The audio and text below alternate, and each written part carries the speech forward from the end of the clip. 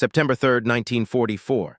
06:30 hours, northern France. Mist clung to the low-lying valley like a thin veil curling over the wet asphalt of the country road. You can almost hear it, the soft hiss of tires cutting through puddles, the rhythmic clank of metal axles as trucks shifted gears. The German reconnaissance unit, a handful of Panzer scouts on light armored vehicles, crouched in the shadows of the embankment. Their binoculars pressed to their eyes, they scanned the faint glow of morning sunlight slicing through the haze. A distant rumble stirred the air, growing louder with every second. The soldiers exchanged tense glances. There had been rumors, whispers of massive American convoys rolling through the French countryside, convoys larger than any imagined. Yet no one could have truly prepared them for this. Through the mist, the first outlines appeared, the unmistakable shapes of GMC CCKW 2.5-ton 6x6 trucks, lined bumper to bumper, each one bristling with supplies. The convoy moved with mechanical precision, seemingly endless, a river of steel and cargo threading its way through the valley. The lead scout tilted his head, squinting against the sunlight reflecting off the metal. He counted 1, 2, 3 dozens. And then dozens more, stretching beyond the curve of the road. Fuel, ammunition, rations, spare parts, all stacked high, hidden behind canvas covers but no less imposing for their concealment. The soldiers instinctively adjusted their grips on rifles and radios, the weight of the moment pressing against their chests. How could an army sustain itself at this scale? How could they possibly match this logistical might? A low murmur rose among the unit. They were trained observers, not dreamers. Yet now the precision and scale of the American supply effort struck them dumb. Every truck followed a rhythm, a carefully measured gap maintained by experienced drivers. There were no errors, no stalls, no hesitation. Even the escorting armored vehicles, light tanks and half-tracks, patrolled the convoy with a smooth, synchronized discipline that seemed almost rehearsed. The soldiers tried to estimate the length of the convoy, but the mist swallowed the tale. A young scout, his face pale in the morning light, whispered, "It goes on forever." His comrades nodded silently. The enormity of what they were witnessing was more than just a line of vehicles. It was a statement. The Americans were not only bringing men to the front, they were bringing the war itself with them. Every barrel, every crate, every engine was a testament to a logistical machine operating at a scale Germany had never anticipated in this region. One of the Panzer scouts risked a closer look, inching along the ridge to peek down a narrow clearing. The sun caught on a canvas flap, revealing a stack of what appeared to be medical supplies. Next, fuel barrels, then crates marked with olive drab lettering. The German soldier's eyes widened, not with fear yet, but with a dawning disbelief. Each new detail reinforced a single, inescapable realization. This was no mere supply line. This was an unstoppable current of men, machines, and materiel flowing inexorably toward the front lines. They could almost feel the vibration through the earth as dozens of trucks rumbled past, engines growling in unison, tires hissing over the damp road. The unit's leader, a sergeant with a sharp jawline, pressed a hand to his radio, muttering instructions that barely seemed to matter. How do you report something this massive? How do you convey to command the sheer scale of what you've just seen? And then, just as quickly as the lead trucks emerged, the convoy seemed endless, a visual tide that refused to break. The German scouts felt a shiver, not of cold, but of the realization that the war was shifting before their eyes. For months, they had measured American resolve in skirmishes and reports, in intercepted messages and captured soldiers. But this was tangible. It was a moving monument to industrial power, an orchestrated flow that could refill every front line, every broken supply line, every battered unit with relentless efficiency. A distant, sharp whistle cut through the rumble, a reminder that the scouts were still in the shadows, observers in a theater far larger than themselves. They had to choose, report immediately, or follow the convoy to its end. Each man's mind raced. Could they even fathom the full scale of what was approaching, or was it beyond comprehension? The first taste of awe and fear had settled over them, and yet the biggest shock was yet to come. The morning sun had risen higher now, burning through the mist and casting long, sharp shadows across the valley. September 3, 1944, 07:10 hours. The German Panzer reconnaissance unit remained hidden, pressed against the embankment, hearts thudding as the rumble of the American convoy reached a steady roar. Each scout felt it in their chest, the vibrations of dozens upon dozens of engines converging into a single, unstoppable pulse. They had seen supply convoys before. Smaller units, trucks crawling in timid lines, vulnerable to ambush and easily disrupted. But this was different. The GMC CCKW 2.5-ton 6x6 truck seemed to stretch endlessly down the valley road, a perfectly measured assembly of American military efficiency. Every truck bore its load with purpose. Some carried crates of ammunition stacked neatly to the edges of the canvas covers, others rolled with barrels of fuel secured by steel bands, and yet more transported food, medical supplies, or spare vehicle parts. The convoy was a moving city on wheels, and the soldiers could not believe their eyes. The lead scout adjusted his binoculars again, trying to grasp the size of the formation. He counted trucks for several minutes, lost count at 50, then 100, and realized it was pointless. The tail remained obscured by the curve of the road and the lingering morning haze. He glanced at his comrades, whose faces mirrored his disbelief. Their training had prepared them for rapid reconnaissance, for attacks, ambushes, and evasive maneuvers, but not for this, not for a demonstration of sheer logistical dominance.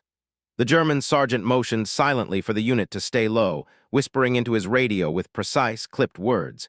Each scout recorded what they could, noting vehicle types, convoy spacing, and escort composition. The Americans had anticipated risk. A light armored company accompanied the trucks, a mix of half-tracks and light tanks providing both security and an intimidating visual display. Their formation was disciplined, with the armored vehicles patrolling the flanks and occasional lead trucks, scanning for threats with mechanical precision.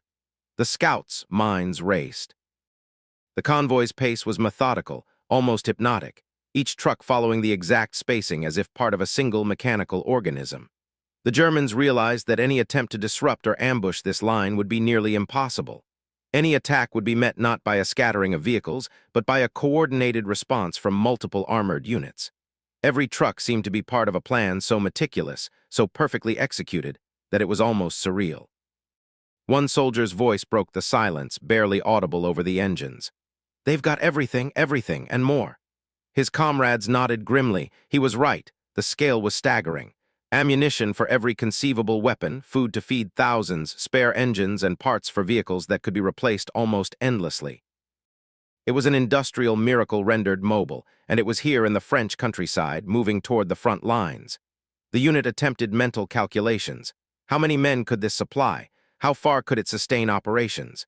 Each thought spiraled into another question, and none of the answers offered reassurance.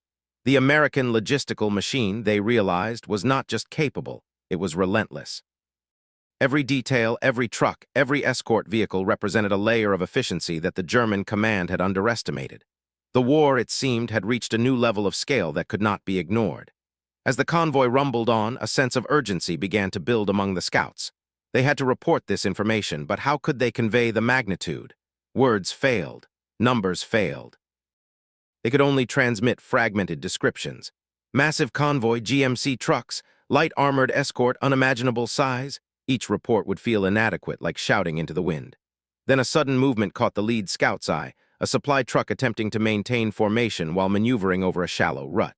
The driver corrected skillfully, almost effortlessly, and the truck slid back into line without disrupting the rhythm. A collective tension released among the scouts. Even the American drivers were executing flawlessly under conditions that would have stalled lesser troops. The realization hit. This was not just a supply convoy.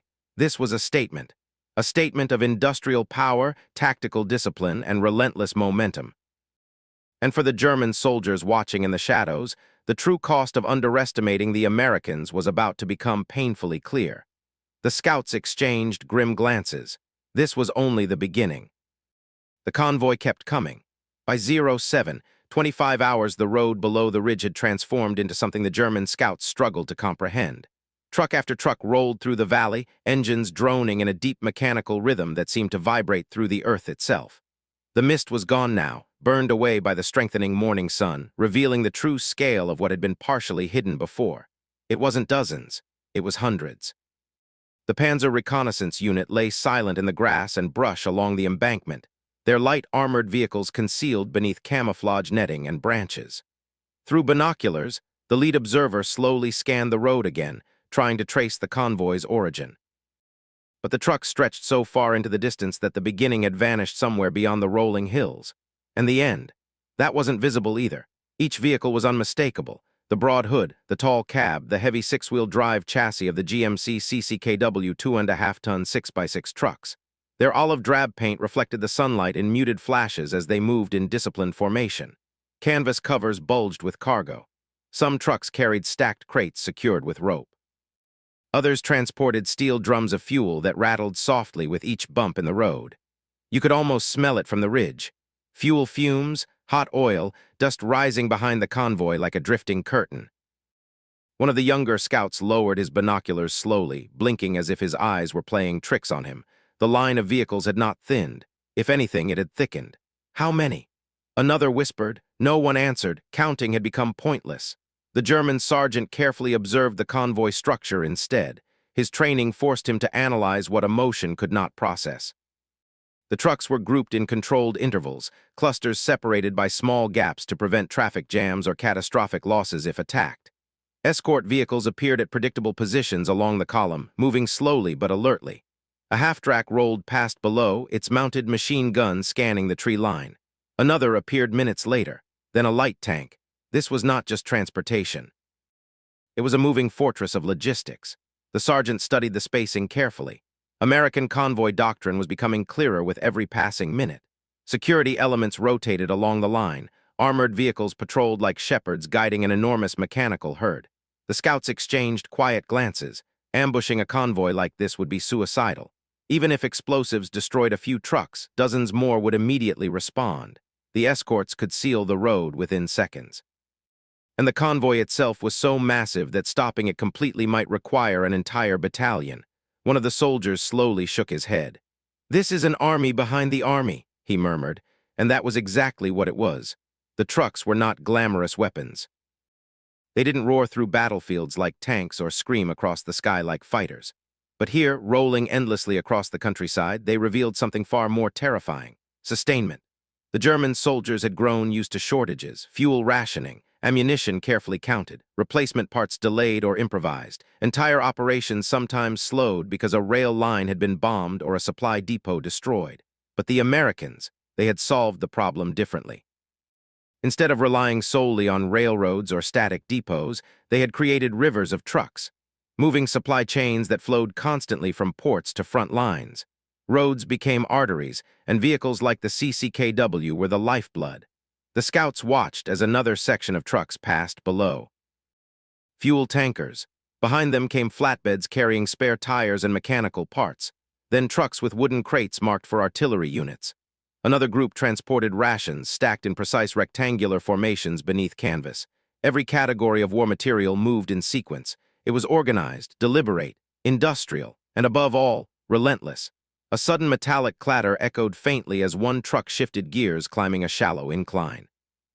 The convoy slowed slightly but never stopped. Drivers maintained exact distances, adjusting speed with practiced ease. No confusion, no panic, just movement.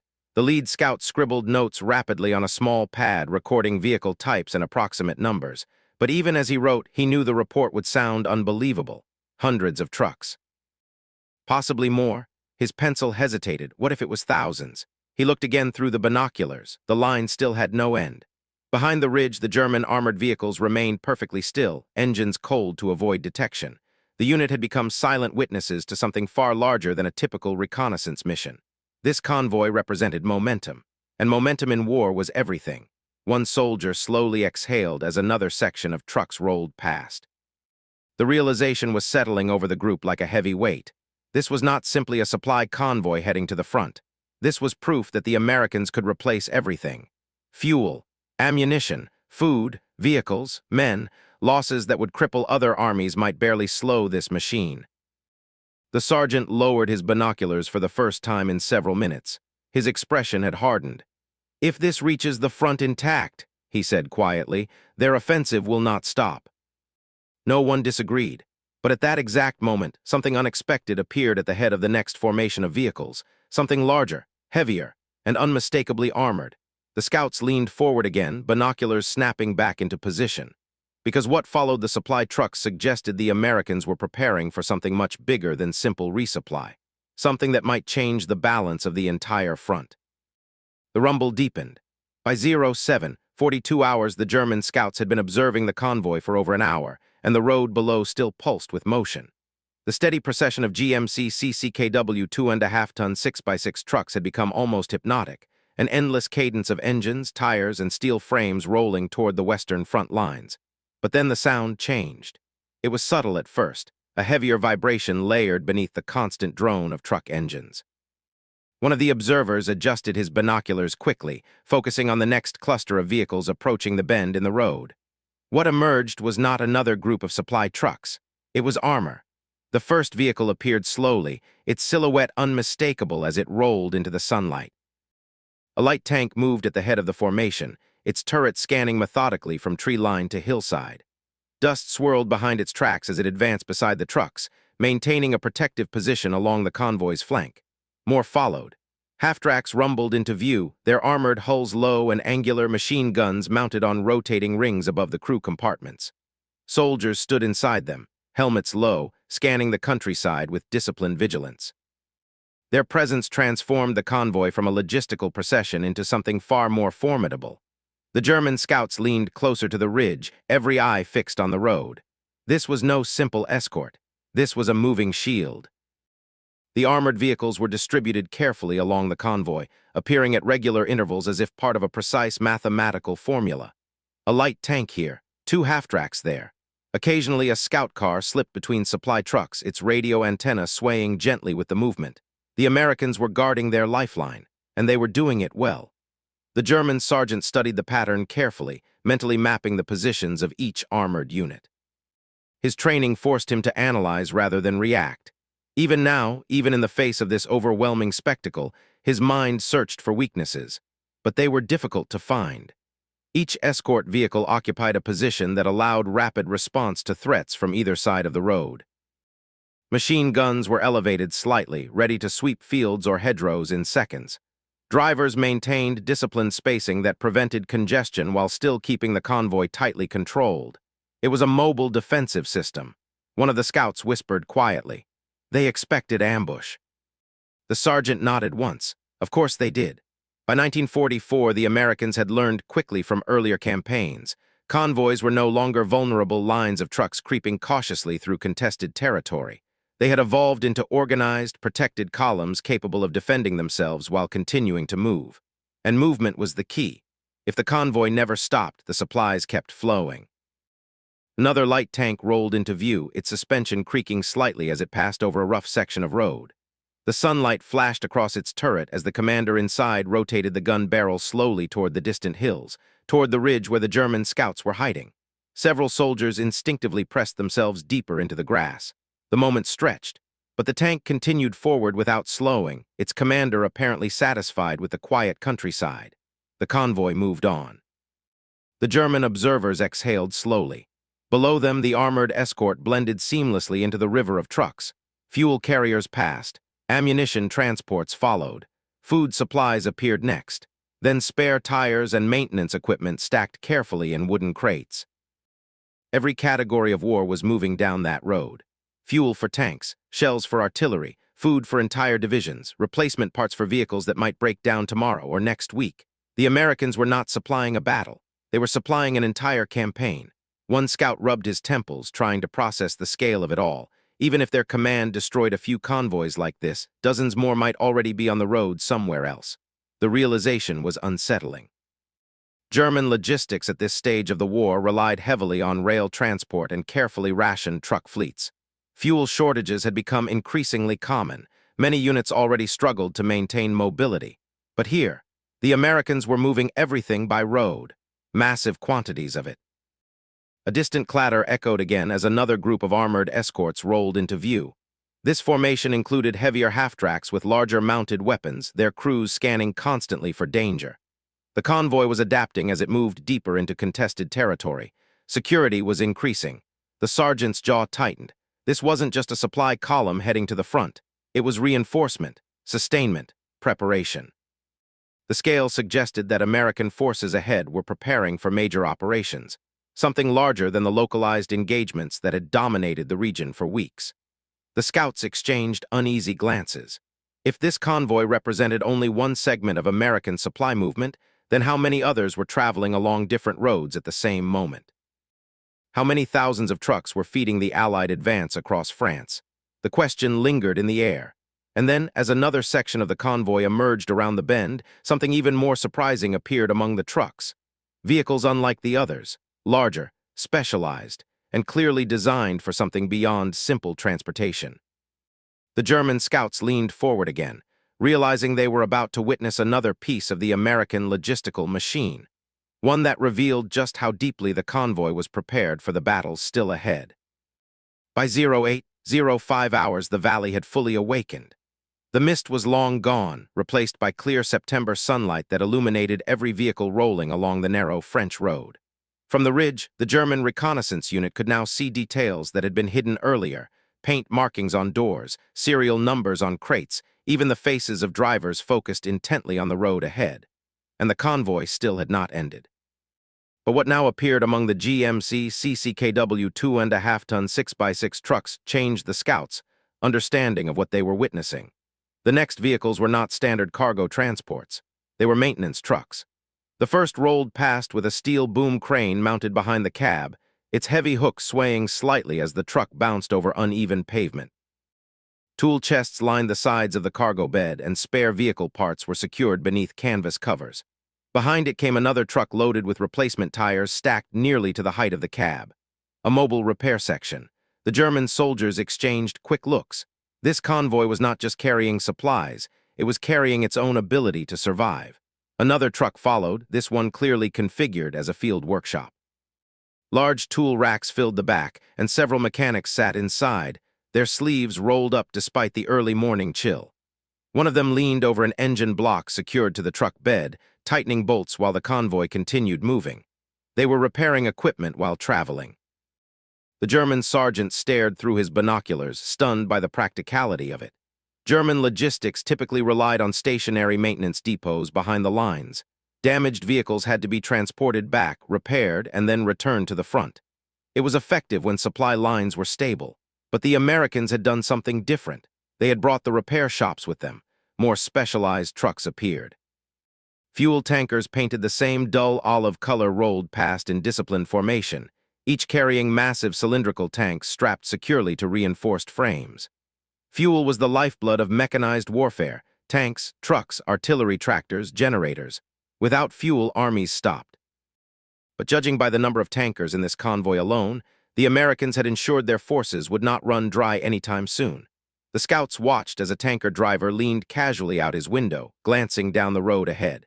He looked relaxed, almost routine in his movements, as if transporting thousands of liters of gasoline through potential combat zones had become an ordinary task. Behind the tankers came something even more impressive: bridge equipment. Flatbed trucks carried long metal segments stacked in careful layers, portable bridging sections designed to span rivers and destroyed crossings. Wooden planks and steel beams were secured with heavy chains. The message was unmistakable. If the Germans destroyed a bridge, the Americans would simply build another. The convoy had the tools to overcome obstacles before they even appeared. One of the younger scouts let out a quiet breath. "They thought of everything," he muttered. The sergeant said nothing, but the truth was becoming painfully obvious. Every category of battlefield need was represented somewhere in the column below: food trucks, fuel tankers, ammunition carriers, mobile workshops, engineering equipment. Medical vehicles had even appeared earlier, clearly marked and stocked for emergency care if the convoy encountered wounded troops along the route. The Americans were not just supplying soldiers.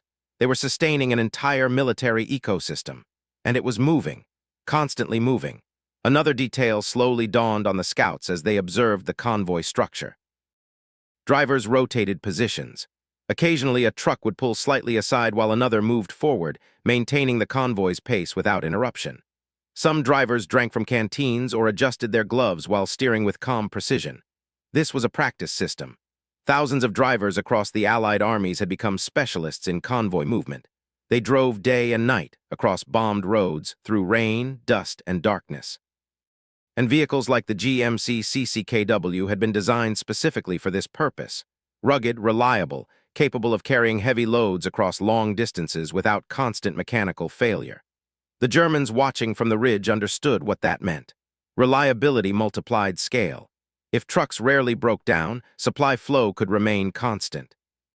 If spare parts and mechanics traveled with the convoy, breakdowns could be repaired immediately. Momentum would never stop. A gust of wind carried the deep rumble of engines up the hillside again, and the German scouts felt that vibration once more beneath their boots. It wasn't just noise. It was the sound of industry. Factories across the Atlantic had built thousands upon thousands of trucks like these. And now those machines were pouring into Europe, feeding the Allied advance kilometer by kilometer. One of the scouts adjusted his binoculars again and scanned farther down the road. For the first time since the convoy began passing, he thought he might see the tail end. But what appeared instead made him stiffen. The vehicles approaching now were different again, not cargo trucks. Not maintenance vehicles, armored personnel carriers. And behind them, something even heavier was moving along the road, something whose silhouette suggested the convoy might be escorting far more than supplies. The sergeant leaned forward sharply, because if his eyes were not deceiving him, the Americans were transporting the very machines that would soon drive straight through the German front lines. By 28 hours, the convoy had already transformed the quiet valley into a corridor of constant motion. The German reconnaissance unit had watched for nearly 2 hours, and still the road remained full. Engines droned without pause, the mechanical rhythm echoing across the fields like distant thunder. But what approached now carried a different kind of gravity. The first of the armored personnel carriers rolled around the bend slowly, its steel hull reflecting brief flashes of sunlight as it passed between the supply trucks. Tracks rattled over the road's surface, louder and heavier than the rubber tires that had dominated the convoy until now. Inside the vehicle, soldiers sat packed tightly together, helmets low, rifles resting between their knees. A mounted machine gun pivoted slowly above the open compartment, its gunner scanning the hedgerows and farmhouses that lined the valley. These were not supply troops. These were combat soldiers. The German scouts leaned closer to their binoculars, trying to count the carriers as they appeared. One after another, the armored vehicles moved through the convoy in a tight formation, their engines vibrating with controlled power. This changed everything. Supply convoys often traveled alone, relying on escorts for protection. But transporting infantry alongside logistics meant something far more deliberate. The Americans were not just delivering equipment to the front lines, they were moving reinforcements directly within the supply flow itself. The system was seamless. Behind the armored carriers came more trucks, but these were loaded differently. Wooden racks filled their cargo beds, and within those racks sat long cylindrical objects wrapped in protective coverings. Mortar tubes. Crates beside them held ammunition rounds carefully packed in straw-lined boxes.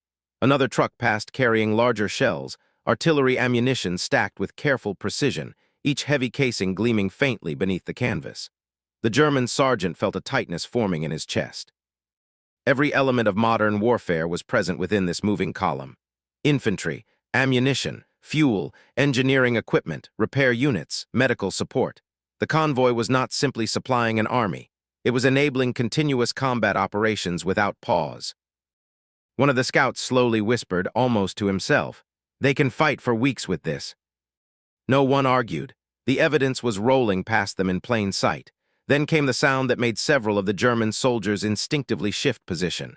A deeper mechanical growl, heavier, more powerful. The next vehicle appeared slowly around the curve in the road, and even before it fully emerged, the scouts recognized the shape. A tank transporter. The long flatbed trailer rolled forward behind a powerful tractor unit, its reinforced frame carrying the enormous weight of a medium tank secured with thick chains. The vehicle's turret was turned slightly sideways, the long barrel extending past the edge of the trailer like a silent warning. Another transporter followed, and another. The German scouts stared in disbelief. The convoy was carrying armored vehicles directly toward the front. Transporting tanks by truck allowed them to arrive without consuming fuel or wearing down their engines. It meant armored units could reach battlefields faster and in better condition. The Americans were preserving their strength before combat even began. The sergeant slowly lowered his binoculars and wiped sweat from his brow despite the cool morning air. This was not just logistics. This was strategic planning executed with industrial precision. Every vehicle in the convoy served a role within a larger system designed to sustain relentless forward movement. Tanks could arrive fresh. Infantry could dismount ready for battle. Engineers could repair roads or bridges within hours. Even if the Germans destroyed infrastructure, the Americans would simply rebuild it. Momentum would continue. The scouts exchanged silent looks again, each man understanding the same uncomfortable truth. Germany's war effort was increasingly constrained by limited resources and shrinking supply lines. Fuel shortages had already slowed many operations. Replacement vehicles were harder to obtain. But the Americans, they appeared to have solved those problems through scale. Factories produced equipment in staggering numbers. Ships carried it across the Atlantic. And now convoys like this one moved it steadily toward the battlefield. The war was no longer simply a contest of tactics. It had become a contest of production and logistics, and the Americans seemed determined to win that contest. Below the ridge, another tank transporter rolled past, followed by additional supply trucks returning the convoy to its familiar pattern. But something else now caught the attention of the lead scout. Far down the road, beyond the transporters, he noticed a change in traffic flow.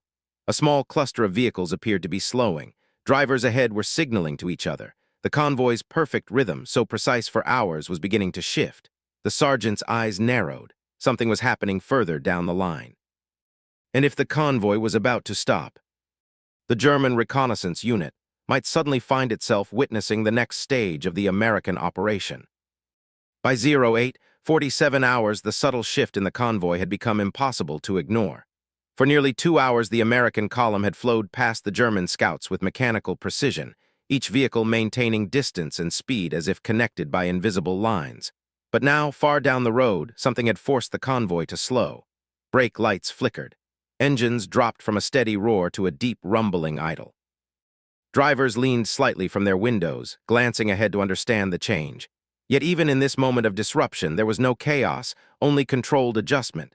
From the ridge above, the German reconnaissance unit watched closely. The lead scout focused his binoculars on the point where the column appeared to compress. Trucks were not stopping abruptly. Instead, they slowed in measured increments, closing gaps carefully while maintaining order. It was almost graceful. Then the reason became clear. A road junction appeared ahead, a narrow country lane intersecting the main route through the valley. Several American military police vehicles had positioned themselves at the intersection, their drivers standing beside them and directing traffic with firm, deliberate gestures. The convoy was splitting. Half of the trucks continued along the primary road, while others began turning slowly onto the smaller lane. Each vehicle made the maneuver with practiced confidence, drivers guiding the heavy GMC CCKW 2.5-ton 6x6 trucks through the tight turn without hesitation. The German scouts leaned forward. They were watching a logistical maneuver unfold in real time. Dividing a convoy of this scale was no small task.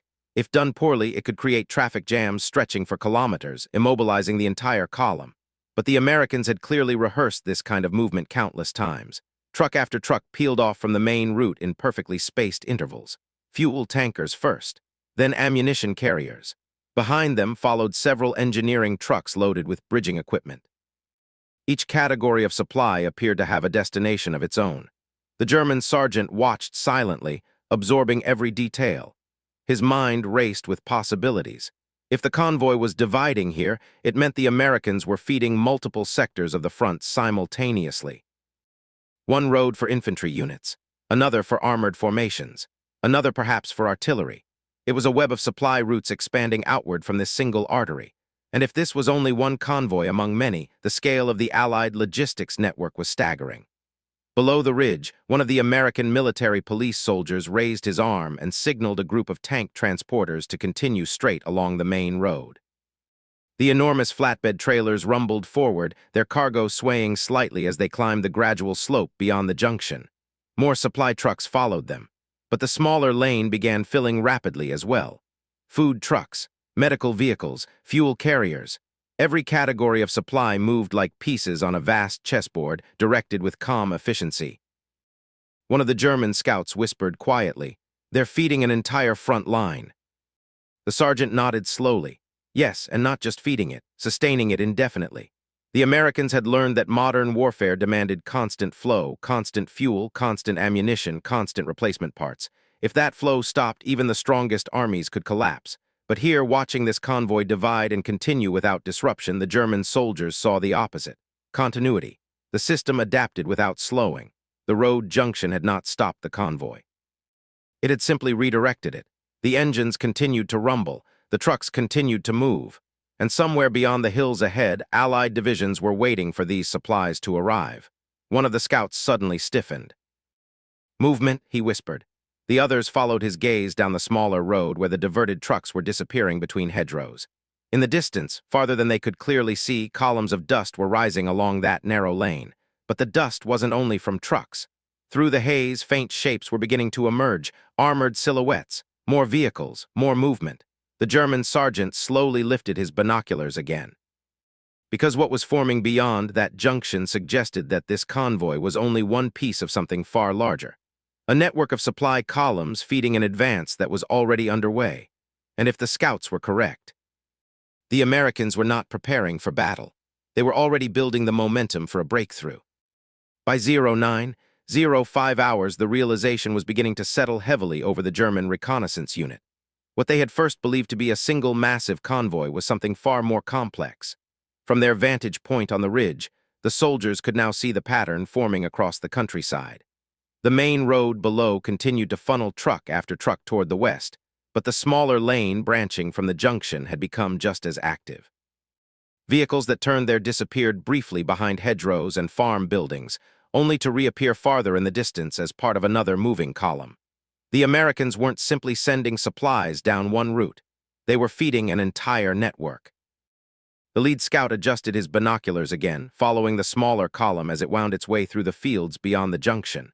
Dust hung low over the road, rising in pale clouds behind every passing vehicle. Through the haze, he could see dozens more trucks stretching toward the horizon, and then he noticed something even more unsettling. Some of those trucks were coming from the opposite direction. They weren't empty. They were loaded. The German soldiers exchanged stunned glances. That meant multiple supply routes were intersecting here, converging like arteries feeding a single heartbeat. Convoys arriving from different staging areas were merging and splitting constantly, redistributing resources exactly where they were needed. It was a logistical web. One scout slowly lowered his binoculars, his voice barely audible. "They've mapped everything." He wasn't wrong. The Americans had studied the road networks of northern France carefully after the Allied landings months earlier. Engineers and planners had identified every usable highway, rural lane, and secondary road capable of supporting heavy truck traffic. Convoys like the one below were not improvisations. They were part of a carefully orchestrated system designed to keep supplies flowing day and night. Fuel depots behind the front, distribution hubs farther forward. Road junctions acting as transfer points. Every mile of road had a purpose. And vehicles like the GMC CCKW 2.5-ton 6x6 truck had become the backbone of that system, capable of navigating rough terrain while hauling thousands of pounds of cargo across long distances. From the ridge, the German sergeant studied the entire landscape through his binoculars. Fields stretched outward in every direction, broken by hedgerows and farmhouses. Roads crisscrossed the countryside like thin veins, and along those roads, trucks, dozens on one lane, hundreds on another. The quiet rural valley had become part of a gigantic logistical engine driving the Allied advance deeper into occupied Europe. The scale was staggering. Even if German aircraft managed to destroy a few convoys, the system would adapt instantly. Trucks would reroute. Supplies would shift to alternate roads. Repair units would clear obstacles. The flow would continue. The sergeant felt a cold weight settling in his stomach. For years, the German army had relied heavily on railroads for major supply movements. Railways were efficient but vulnerable. Destroy a bridge or bomb a rail line, and entire regions could lose access to critical supplies. The Americans had avoided that vulnerability. They had turned roads themselves into moving supply chains. Destroy one truck, and another would replace it. Block one road, and 10 others remained. The scouts watched as yet another segment of the convoy divided at the junction below. Drivers followed the signals of military police without hesitation, guiding their vehicles toward assigned routes as if they had rehearsed the maneuver dozens of times before. The precision was almost unsettling. One soldier quietly shook his head. "How many trucks do they have?" No one answered. The question had no easy answer. American industry had produced hundreds of thousands of military vehicles since the war began. The CCKW alone had been built in enormous numbers, becoming one of the most widely used cargo trucks in the Allied arsenal. And judging by what the Germans were seeing today, those trucks were now everywhere. The distant rumble of engines continued to echo through the valley. Some convoys moved west, others north. Still others disappeared south along narrow farm roads barely wide enough for a single vehicle. Every direction carried the same message. Supplies were flowing, constantly, relentlessly. The German reconnaissance unit had come here expecting to observe small enemy movements, perhaps a patrol, perhaps a minor convoy. Instead, they had stumbled upon the beating heart of the Allied war machine. One of the scouts slowly turned toward the sergeant. "What do we tell command?" The question hung in the air. How could they possibly describe what they had seen? Hundreds of trucks, multiple convoys, an entire supply network moving with industrial precision. The sergeant finally lowered his binoculars, his face grim. "We tell them everything," he said quietly. But even as he spoke, another sound drifted faintly through the valley, distant, low, and unmistakable. Aircraft engines. The scouts turned their heads toward the sky, because if the Americans were coordinating their ground supply network this efficiently, there was a very good chance the skies above were part of the same system. And what appeared next would make the scale of the Allied operation even more difficult to comprehend. The sound grew steadily louder. By 09:18 hours, the distant hum had deepened into a steady drone echoing across the valley. At first it blended with the rumble of truck engines below, but within seconds the difference became obvious. Aircraft. The German scouts instinctively lifted their heads toward the sky while still keeping low against the ridge. Through gaps in the thin clouds, several dark shapes were moving slowly across the morning light. Transport planes. They flew in loose formation, high enough to remain distant but low enough for their silhouettes to become recognizable. The aircraft moved steadily in the same general direction as the convoys on the ground, their engines maintaining a calm, unwavering rhythm. Below them, the trucks never stopped. The convoy continued flowing through the junction exactly as before, drivers following signals, engines idling forward in precise intervals. The movement on the road and the movement in the air seemed almost synchronized.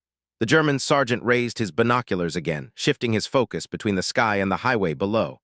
It was impossible not to notice the connection. The Americans were coordinating multiple layers of logistics at the same time. Supplies by road, reinforcements by air. Fuel and ammunition moving forward while aircraft carried personnel, equipment, and specialized cargo deeper into Allied-controlled territory.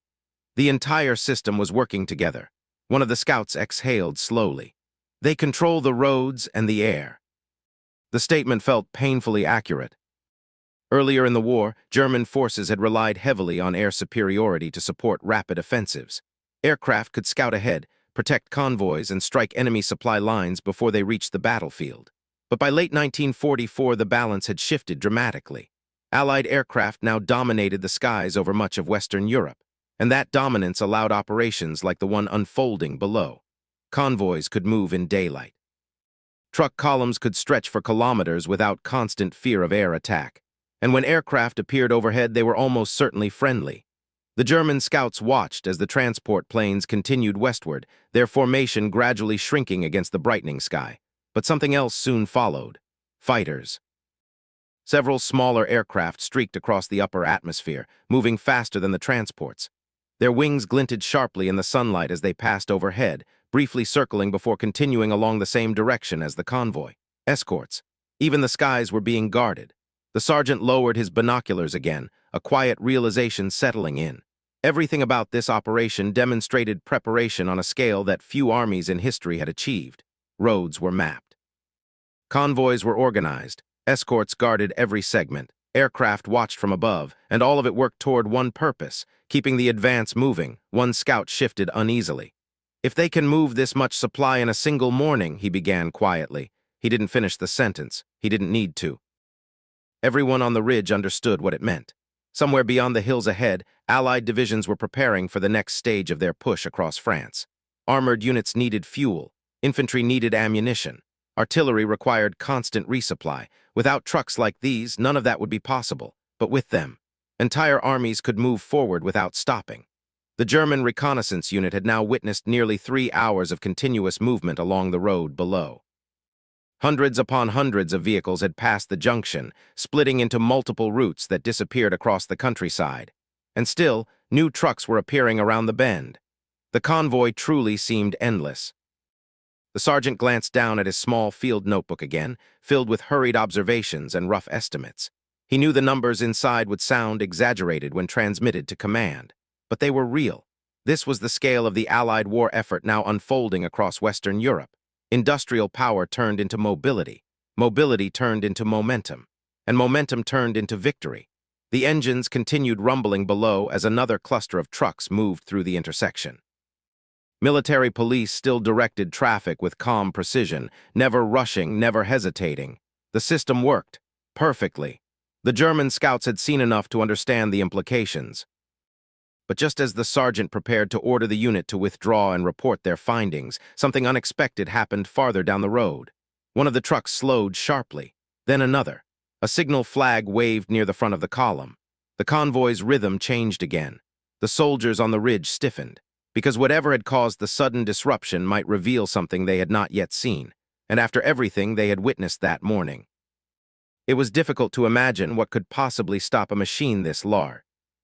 By 09:40 hours, the German scouts had been observing the convoy for more than 3 hours. What had begun as a single line of trucks now revealed itself as part of a complex, nearly endless system of supply and reinforcement that stretched across the valley and into the distance beyond their line of sight. The sudden slowdown ahead, the waving flag and the cluster of trucks hesitating, was nothing more than a temporary adjustment. A lead truck had signaled a minor obstacle, a sunken section of road caused by recent rain. The convoy adapted instantly. Drivers slowed carefully, maintained spacing, and navigated the rough patch without halting the flow of the column. Behind them, armored escorts adjusted their positions seamlessly. Half-tracks shifted slightly to cover the vulnerable vehicles, and infantry carriers moved to fill any gaps, ensuring the rhythm remained intact. From the ridge, the German sergeant watched in awe. Every adjustment, every maneuver had been executed flawlessly. The convoy did not merely react, it anticipated. Anticipation was built into every driver, every escort vehicle, and every planning document. Each truck, each armored unit, each maintenance vehicle moved with a precision that suggested this scale of operation had been drilled repeatedly, practiced, and perfected over months. The scale was staggering. Hundreds of trucks in visible formation. Hundreds more weaving along secondary routes. Armored escorts patrolling flanks and rear. Airplanes above providing reconnaissance and protection. Mobile workshops and fuel carriers ensuring that if anything broke down, it would be repaired immediately. Reinforcements arriving before the need even arose. It was, in every sense, a self-sustaining machine. The German scouts realized the full implication. The Americans could conduct operations on a scale previously unimaginable. No single road disruption, no minor counterattack could halt the flow. Losses could be replaced. Vehicles could be repaired or swapped out. Supplies could continue forward indefinitely. It was a system designed not merely to support troops, but to outpace and overwhelm any enemy attempt to interdict it. One of the younger scouts whispered, barely audible over the low drone of engines, "They've turned logistics into a weapon." And it was true. For the German soldiers observing, the morning had revealed a truth impossible to ignore. Strategy alone could not stop an army fed by an industrial engine this vast. Tactical skill mattered less when faced with relentless supply. Every obstacle the Germans could place would be temporary. The Americans' momentum could not be stopped. The sergeant finally lowered his binoculars, grim. He had witnessed enough to report, but even now he struggled to find words adequate for the scale. Convoys of trucks had long been a feature of warfare, but nothing in his experience had prepared him for the magnitude of what he had seen. Thousands of vehicles, coordinated and disciplined, moving in perfect rhythm with armored support and air reconnaissance. An unstoppable river of steel. As the morning wore on, the scouts remained in place a few minutes longer, watching the convoy stretch endlessly through the valley.